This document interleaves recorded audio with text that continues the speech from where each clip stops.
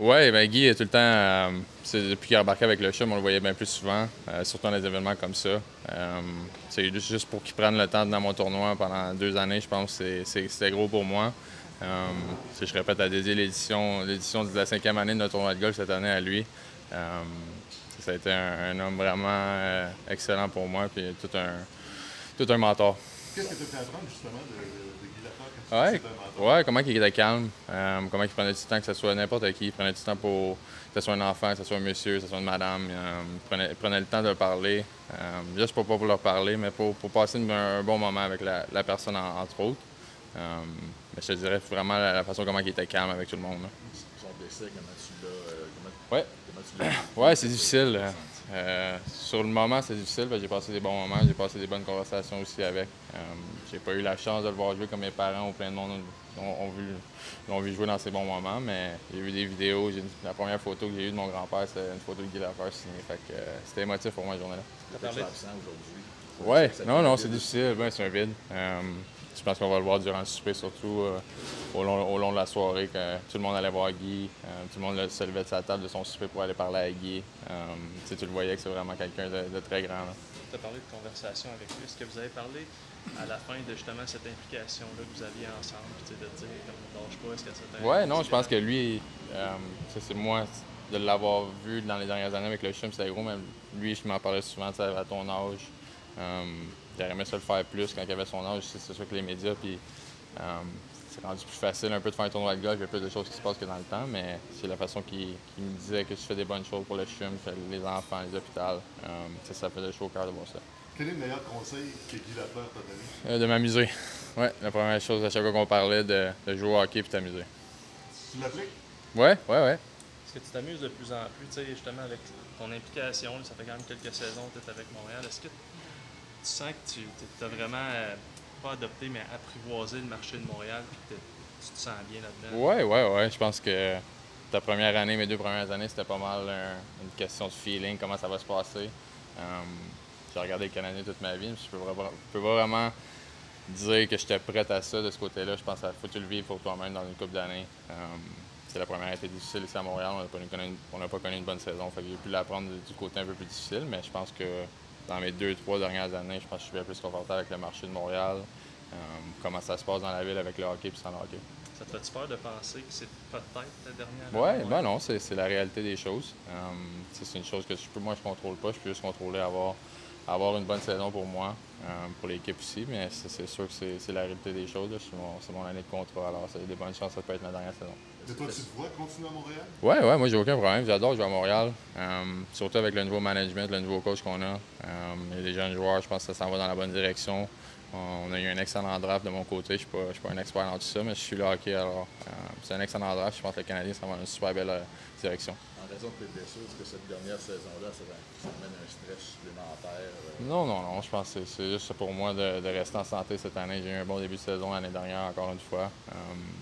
De côté, mes 2 poignets sont opérés. Fait que je ne devrais pas avoir de problème avec mes poignets cette année, mais c'est juste de rester en santé. C'est probablement mon but et de constant. Espères-tu que ça va se régler pendant la saison, ta situation contractuelle? Ouais, ça va être à moi. Ça va être à moi de prouver à l'organisation et le nouveau management que si vous voulez me garder pour d'autres années, ça va être mon jeu de hockey qui va le prouver durant l'année. Tu n'as personne à convaincre, c'est juste de jouer ta game, puis s'ils veulent dans l'organisation pour le futur, ils vont te signer. Il y a un petit garçon dans ta vie maintenant. Ouais. Est-ce qu'il y a une incertitude dérangeante un peu? Non, pas vraiment. Je te dirais que ça va super bien dans ma vie. Je suis dans une très bonne place, surtout avec mon enfant. Je pense que je vois des choses un peu différentes que je le voyais avant. Chaque jour, se lever et voir mon petit gars, ça me met un sourire dans le visage. Je pense que c'est pas ta journée de bon côté. Joe parlait de l'incertitude, tout ça. Tu as parlé de tes premières années. Ça a été un petit peu en dents de scie depuis ton arrivée à Montréal. Est-ce que tu sens qu'on a vu le meilleur de Joe Drouin? Là, je parle de ta perception à toi. Est-ce que tu sens que tu as montré le meilleur joueur de hockey que tu étais jusqu'à maintenant? Il y a des moments que oui, il y a des moments que non. C'est comme je viens de le dire, c'est de rester en santé et d'être constant. Je pense que l'année passée, j'ai eu un bon début de saison. Même si l'équipe allait pas bien, moi, j'étais content de mon début de saison. Ça allait la façon que je le voyais avec mon camp d'entraînement que j'ai eu. Ça va être pour moi, c'est un cliché, mais ça va venir la même chose. Il faut que je sois constant et que je sois en santé. C'est mon plus gros défi cette année, c'est de rester en santé. Tu n'as pas eu la chance de jouer beaucoup beaucoup pour Martin Ouais. Saint-Louis. Même chose avec Kent Hughes, depuis que tu es arrivé, tu n'as pas eu aucune action. As-tu l'impression que tu as quelque chose à prouver ou as-tu jasé avec Kent et Martin? Ouais, on a parlé. C'est sûr que ça a été plat l'année passée avec ma situation de ne pas m'avoir fait opérer en janvier. Peut-être que j'aurais dû. J'aurais pu jouer au moins peut-être un mois pour finir la saison avec le nouveau management, le nouveau coaching staff. Moi, j'étais excité d'aller là. J'ai vu le changement qui est arrivé quand Martin est arrivé, puis tous les Kent Hughes, M. Gordon. Comme je dis, ça va dans la bonne direction, j'ai hâte d'embarquer dans tout ça. Là.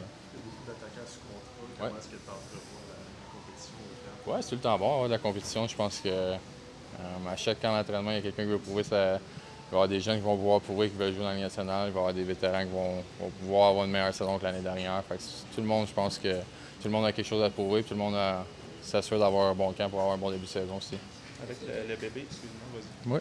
Est-ce que tu as eu le temps de jaser avec les jeunes qui sont arrivés? Oui, on a patiné. Je te dirais que ça fait 2 semaines qu'on patine avec beaucoup de jeunes.